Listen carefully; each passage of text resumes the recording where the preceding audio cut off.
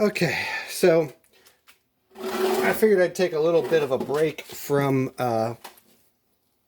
bothering you guys with videos on the Probe engine and show you a few little interesting tidbits that I scrounged up at the Lincoln Highway garage sales today.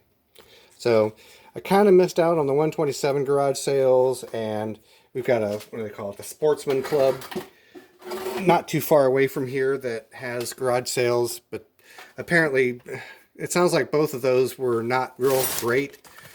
So I had the chance to hit the Lincoln Highway ones today, and well, they were kind of wishy-washy also. But one guy consistently has some interesting older stuff out there, and I figured I couldn't resist the opportunity to pick these up. There was a few other things I wanted to get, but I was like, this is enough. He had another nice half-inch chuck instead of this to mate with this 3/4, but I figured this would be nice to have for the Cochran Bly mill, and you can never have enough ball bearings. So he had this out there for $4 for the whole box, so I figured almost any one of these bearings in here would probably cost me $4 by the time I get the shipping and everything else included. But I figured this for $10, I would definitely put this to use. Gonna have to pop out this, whatever this is, Morse Taper 1, maybe Morse Taper 2, I'm not sure, but have to pop it out and get it set up for the Brown and Sharp number 9 for the Cochran Bly. It's a little bit, actually it's a lot difficult to move, but I'll get into it with some WD-40. I'll get the jaws opened up and get this popped out.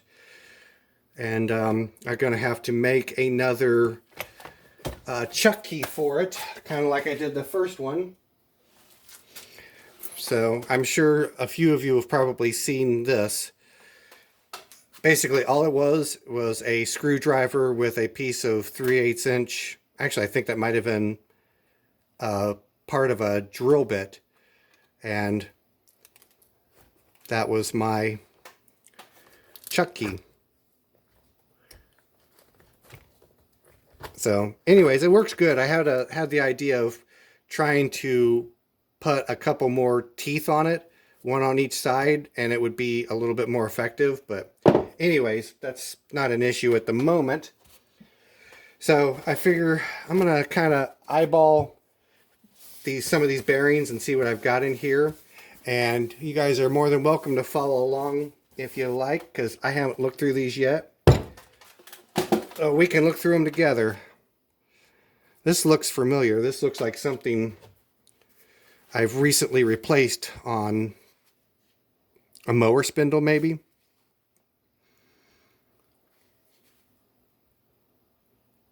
The number doesn't sound familiar.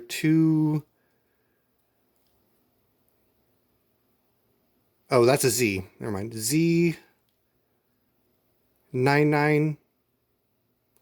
They were so hard to make out.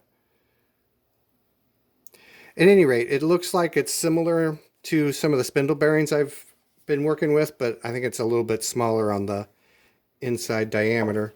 Not that that's an issue, but let's see here.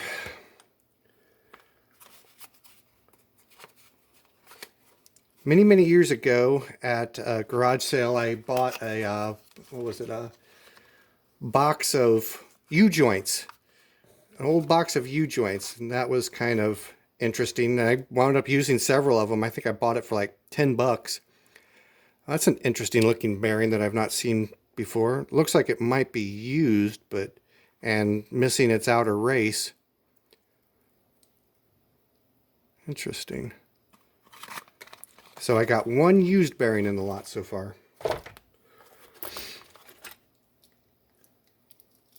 This kind of looks like what came with the El Cheapo little pull-behind wagon.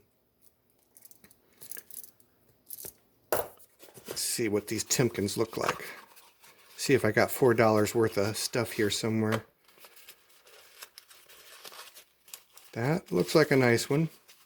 That looks brand spanking new. A little bit of, oh, that's just grease. I thought it was rust at first. L68110.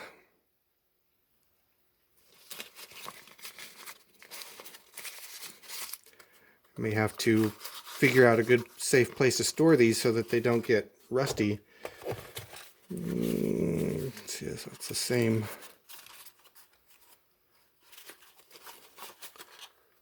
I just screwed that up. Not the same number though. But it looks like it's another tapered roller bearing. This one I'm kind of interested in seeing. This guy looks a little odd at first glance. Yeah, there's an interesting one. I'd like to know what that came from.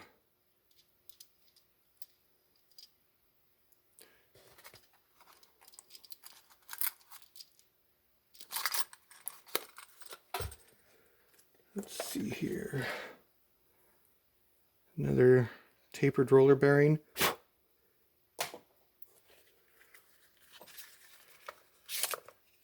I guess it goes without saying I'll probably never use all of these. I probably will barely ever use a few of them, but for $4 it's kind of hard to pass it up.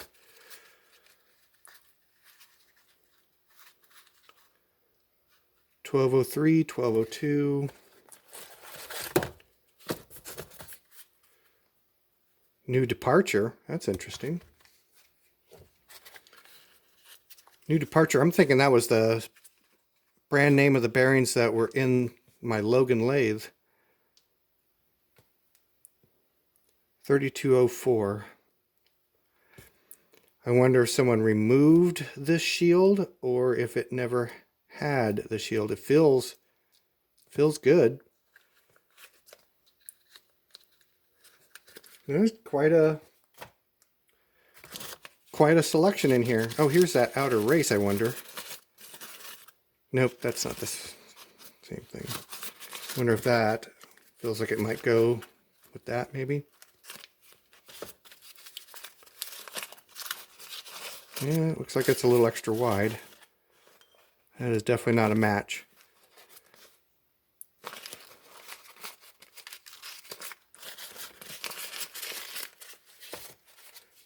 Let's see, anything else in here that looks interesting?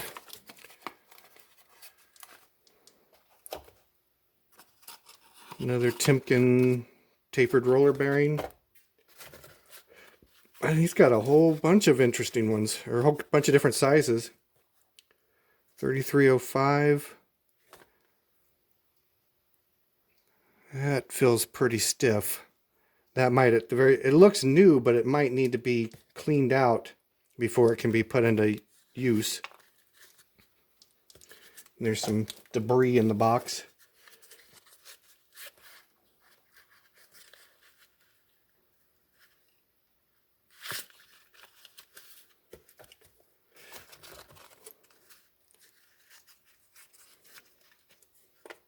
Here's a little guy.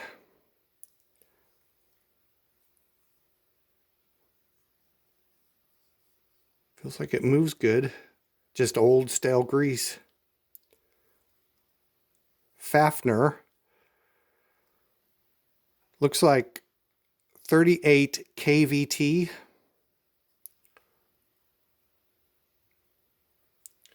It's a small inside diameter, like maybe a 3/8 inch inside diameter.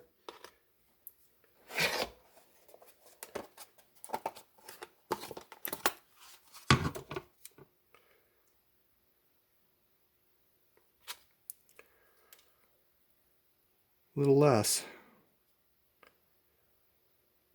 0.314 inside.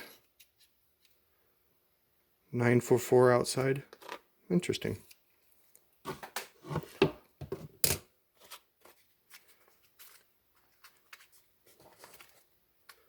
Let's see if there's anything else interesting in here. Another Timken.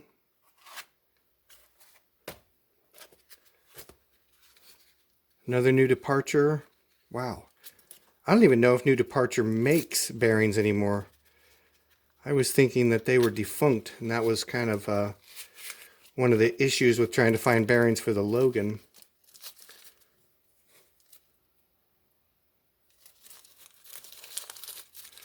I'm sure some of these will come in handy at some point in the future, considering how much I get to tinkering with oddball odds and ends machines. So, Federal.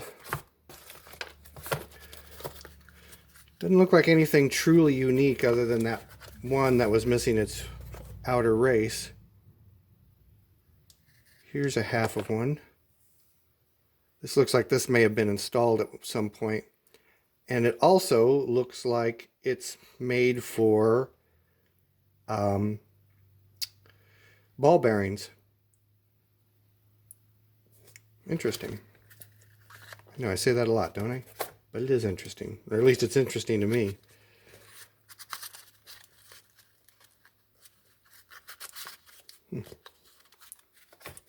All right, well, you guys get the drift. I've got me a box of miscellaneous bearings that I'll probably never use and will get sold after I die at my auction. So, at any rate, I figured it would be kind of fun to go through that a little bit. And I've got a whole bunch of other ball bearings, or ball bearings, taper bearings, etc., from other miscellaneous projects. So I'll probably try to kind of combine the whole kit and caboodle between that collection and this collection.